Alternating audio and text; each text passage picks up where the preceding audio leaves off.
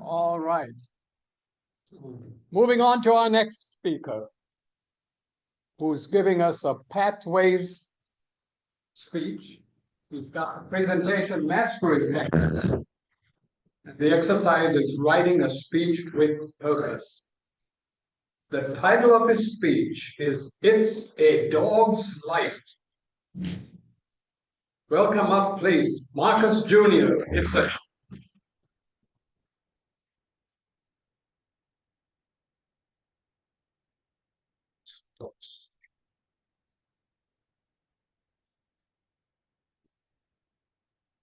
A writer of great wisdom once wrote, raising kids is not about making them stay.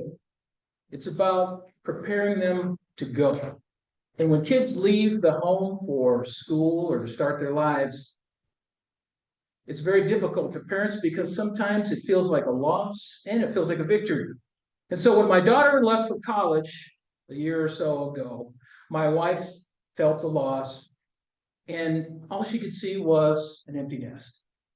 So a few months after my daughter left, we're eating dinner. My wife says to me, I want to get a dog. I'm like, great, I love dogs. I'm a retriever. I want to get a puppy. I know the breeder. My wife said, stop. No, I want to rescue a dog. And I'm like, rescue a dog? And she says, yes, because in California, over 100,000 dogs every year are euthanized. And the dog pounds are so crowded that there are no families to adopt these dogs. So she says, I want to rescue a dog.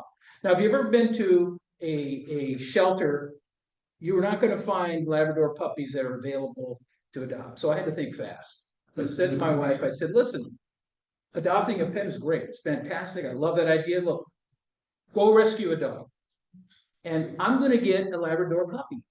Now they're going to keep each other company, and they're not going to be lonely when we're at work. And surprisingly enough, she said, yeah, okay, good idea.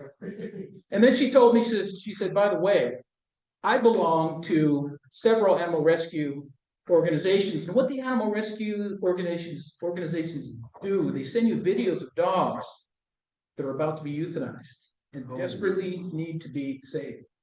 And my wife says to me, by the way, I picked a dog that I want to save. And I said, okay. She showed me the video. And the good news is it was not a big dog, 30 pounds. That's okay. The bad news is it's a pit bull. The worst news is it was a medical rescue. This dog had been treated horribly.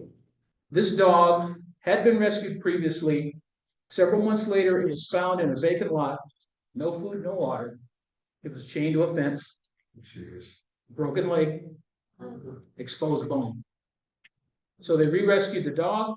They took it to the hospital. They operated. The dog had a cast on, had to live in a cage for 5 weeks. And this is the dog my wife wanted to rescue. And I said, you know, that's going to be a lot for me to have to deal with. So I said to her, okay, let's rescue the dog, but there are 3 things I need you to check on the dog before you rescue this dog. It better be sweet. You better be able to roll this dog on its back, scratch its tummy. And when that dog greets you, it better lick you and be happy to see you. And I'm thinking to myself, there's no way this dog is ever going to pass on this. So my wife and my daughter go down. They check out the dog. 3 hours later, I get the call. The dog passed. Now I have a pit bull. So I go home and I look at the dog, and the dog has a gash going all the way down its forearm. And so me being Mr. Carnivore, I told my wife, we're not feeding this dog kibble. I am putting this dog on an all-meat diet.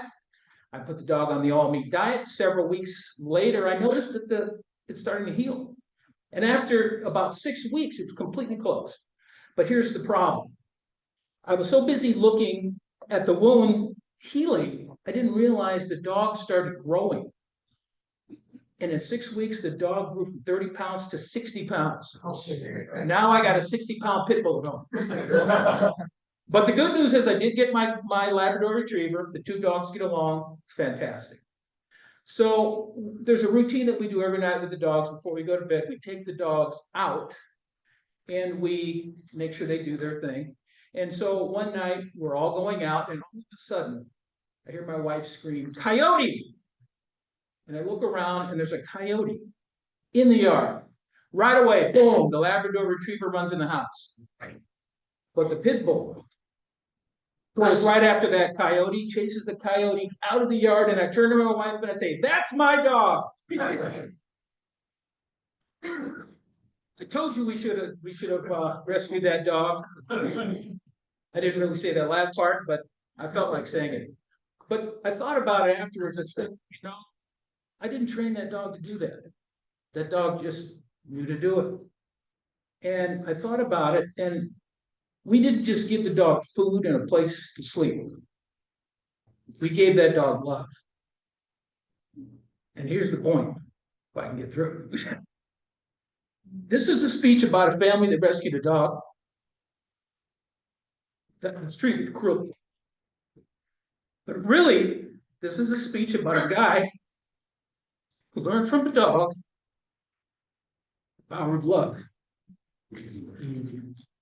and the healing power of love, and how that power can make you want to help somebody who had a difficult situation, whether it's a human or a dog, get through it. And I say to myself, if this dog can get through the suffering and the cruelty that it got through, and still be sweet and gentle, I ask you the question, why can't we do the same? Mm-hmm. Because I believe with love, we can get through just about anything. And I'm going to leave you with a poem that was told me many years ago. What frail things is love fashioned of? A look, a touch. Nothing much may be enough. Flowers have more stuff. Iron bars rust. Stone turns to dust. But love is stronger. It remains. It lasts long. And through our lives, joy and strife, may our lives be stitched with love, the thread of life. I love you guys. Thank you very much.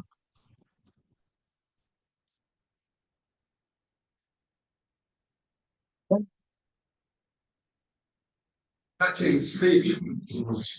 I think you know though that I'm a cat person.